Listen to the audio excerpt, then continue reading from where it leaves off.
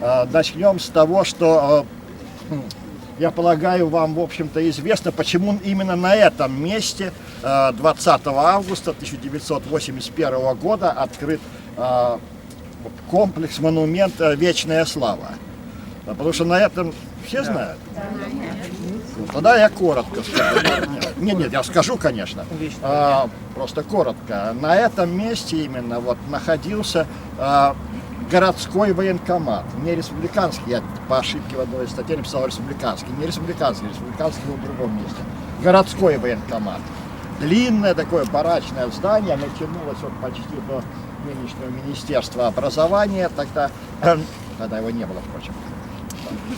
И, собственно говоря, вот 23 июня именно вот в этом здании, 41 года, именно вот в этом здании начался призыв на фронт, первый призыв сыктывкарцев. То есть вот, строго говоря, 23 июня уже те, кто составили первую маршевую роту и ушли на фронт уже в конце июня, они приходили вот сюда, строго говоря. Сюда же приходили и добровольцы, потому что уже 23 июня, даже 22 июня, потому что о войне объявили, как вы знаете, утром, уже 22 июня сюда пришли первые из добровольцев, то есть тех, кто еще не подлежал призыву и не получил повестки. Их было в июне уже более 500 человек, которые добровольно записывались в Красную армию. И, собственно говоря, вот до 1945 года именно вот от этого места, тогда улицы, да, собственно говоря, не было еще, она так спускалась к нынешней коммунистической такой откос, вот отсюда они все уходили на фронт. Все.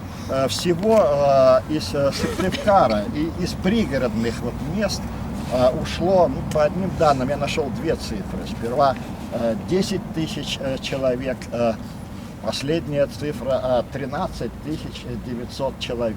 Можно вопрос Да. сразу? А вот я была на экскурсии в прошлый раз был в День Победы, и говорили, что все отправлялись в пристани, там не пристань, а камень там был. Да, мы вот как у меня раз там дядя, и у меня вот там родственники тоже мы там были. как раз и закончим, все Да, правильно вот, вам сказали. А я думала, вам отсюда отправляли. Отправляли практически. до пристани-то здесь они собирали. откуда шли? Ну да, просто до пристани. Здесь, Понятно. я говорю, здесь оформляли призыв в военкомате. Они приходили с повестками, их регистрировали, и здесь во дворе они ждали отправки. Потом их строили в так называемые маршевые роты, и они пешком по коммунистической спускались к пристани, где грузились на пароходы, и уже оттуда до Котласа по Вычегде, по Сысоле и по Вычегде плыли, ну, моряки говорят, ходят. Плыли до Котласа, в Котласе уже грузились в эшелоны. То есть отсюда они уже солдатами уходили? Отсюда уже солдатами уходили? Отсюда они уже уходили солдатами. Они еще были в штатской форме, естественно, в своих пиджаках и кепках, но в своих сапогах обязательно, подпоясанные ремнями. Они уже шли строем, уходили отсюда. Это уже были солдаты, только без формы. Скажите, 10-13 тысяч, это получается в июне? Нет, 13 900 человек было призвано Сыктывкарским городским военкоматом с 41 по 45 год, да, за все годы войны. Но надо иметь в виду, что 90% примерно из них ушли на фронт отсюда в 41-42 годах. Эта война была настолько страшной, что к 42 году, по сути дела, мобилизационные ресурсы республики были исчерпаны.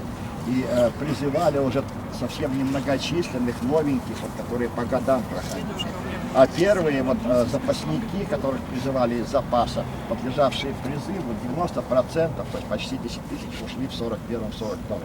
У нас население было такое маленькое, так мало народу ушло. А вот это я как раз и хотел сказать еще, чтобы вы себе представили, что такое 13 900 человек за годы войны. В 1939 году по переписи население Сыктывкара составляло 24 тысячи человек. Вот сами и считайте.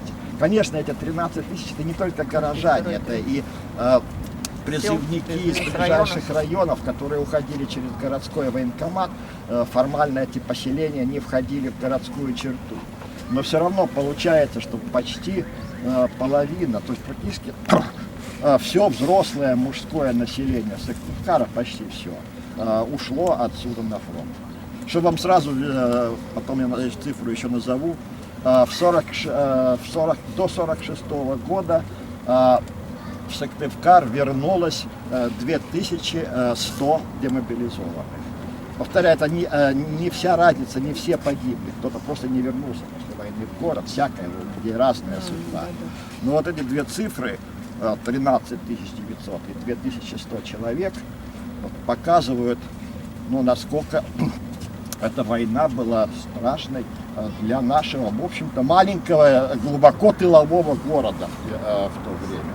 Как вы знаете, здесь, слава тебе, Господи, не было ни фронта, ни бомбежек. В Сыктывкаре не было эваков, госпиталей. По одной простой причине: раненых было сюда не привезти, железной дороги не было. Вот. Здесь не было крупных оборонных предприятий, но все заводы, которые были там, речной порт, судостроительная верфь, они все работали, естественно, на фронт. Тогда вся страна работала на фронт. Вот. Так что вот это место, так что монумент «Вечная слава», открытый, повторюсь еще раз, 20 августа 1981 года к юбилею республики, к 60-летию, он здесь стоит, конечно, не случайно. Он стоит здесь на совершенно законном основании. Это место как раз и связано прежде всего с войной в Сыктывкаре.